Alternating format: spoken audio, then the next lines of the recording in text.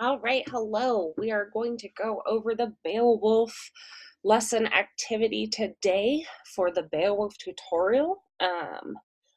So for the first part of the lesson activity, you are asked to define some words.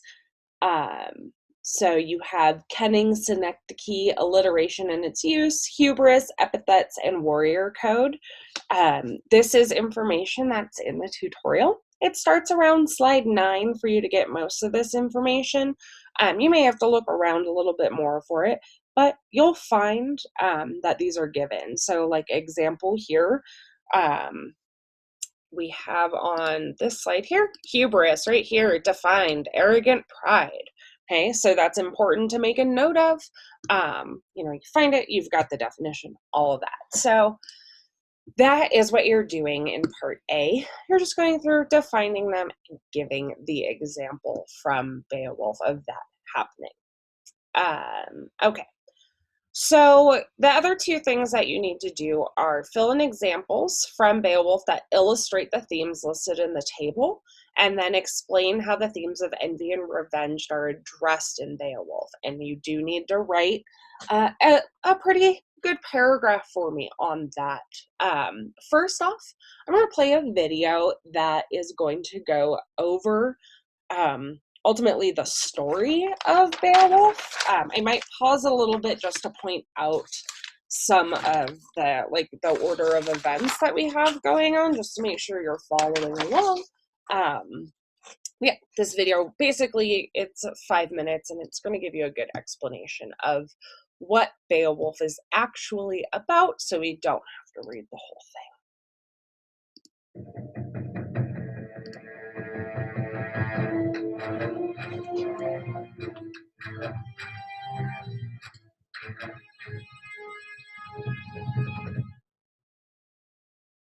In Daneland, noble King Hrothgar built a large mead hall called Heorot so that his people will have a central gathering place. During one celebration, Grendel, a monster who dwells in the marshes nearby, hears their reveling and is seized with jealousy. As he bursts through the doors of the hall, the Dane's weapons are useless against the monster's hardened flesh, and he easily carries off a Dane to eat. For 12 long years, Grendel raids the mead hall, devouring thane after thane. None of Hrothgar's men is strong enough or bold enough to deal with the monster. Oversea, in the land of the Geats, Beowulf, a Geat warrior, hears of Grendel's doings and of Hrothgar's misery. He gathers 14 brave companions and sets sail for Daneland to kill the monster and relieve the aged king. When he arrives, Hrothgar fondly remembers Beowulf's father and welcomes him. Beowulf confidently promises the king that he can destroy Grendel, and he will even fight him unarmed. That night, Beowulf and his men celebrate with Hrothgar and the Danes in Heorot. But when all of the others... Okay, so basically, at this point, so Beowulf, the monster, blah blah blah, he's coming, he's eating everything. So Beowulf realizes this is going on, so he sets out for Daneland, and then Hrothgar is like, "Oh, thank you, Beowulf, like thank you for coming," and then they're hanging out waiting for the monster Grendel to come and attack. Uh, so that's like kind of the first 3 events that we're dealing with here. have gone to sleep, Beowulf stays awake, waiting for the monster. He does not wait long. Soon Grendel rips open the doors of the mead hall and quickly kills one of the sleeping warriors. He then advances toward Beowulf, who leaps up and fights him in a fierce hand-to-hand struggle. With his tremendous grip, Beowulf tears Grendel's shoulder from its socket, Whoa, okay. So how does he defeat him? and the bleeding monster retreats to his den in the marsh, howling with agony and rage. He will not survive the wound. So Beowulf tears off Grendel's arm. Oh man, that's crazy. At dawn, the warriors flock to the mead hall to hear the news. Everyone is overjoyed, and Hrothgar, in gratitude, gives many gifts to Beowulf. However, in the marsh, Grendel's mother has watched her son die a slow, agonizing death, and filled with rage, she comes the next night to avenge Grendel. On this night, Beowulf is asleep in a separate room when the she-devil storms into the hall, seizing Hrothgar's favorite advisor and devouring him before escaping back to her lair. Hearing this news, Beowulf takes his sword and goes to hunt the female monster. So now Beowulf is going to fight Grendel's mother. After traveling through the waters for many hours, he meets her near the sea bottom, and she drags him to her den. There he sees Grendel lying dead. After a desperate and almost fatal struggle with the monster, he kills her and swims upward in triumph, taking with him Grendel's head as a trophy. Joy is renewed at Heorot, and Hrothgar showers Beowulf with more treasures. When Beowulf sets sail to return to his home, Hrothgar weeps and laments his departure. When Beowulf arrives in his own land, his king Hygelac welcomes him home as a great hero. 50 years later, Beowulf has become king of his own people, the Geats. One day, a slave stumbles across a dragon guarding a hoard of treasure and secretly steals a golden cup. When the dragon discovers the thievery, he seeks revenge by attacking the Geat people. Beowulf, now around 70 years old, meets the dragon in battle. After an intense fight, Beowulf succeeds in killing the beast, but not before the dragon can sink his venomous teeth into Beowulf's neck. Fatally wounded, Beowulf briefly finds solace in winning the dragon's massive golden treasure for his people, and then he dies. The grief of the Geats is inexpressible. They determine, however, to leave nothing undone to honor the memory of their king. A great funeral pyre is built, and his body is burnt. Then a memorial barrow is made, visible from a great distance, so that even sailors far away may be constantly reminded of the greatness of the national hero of Geatland. The poem closes with a glowing tribute to Beowulf's bravery, his gentleness, his goodness of heart, and his generosity.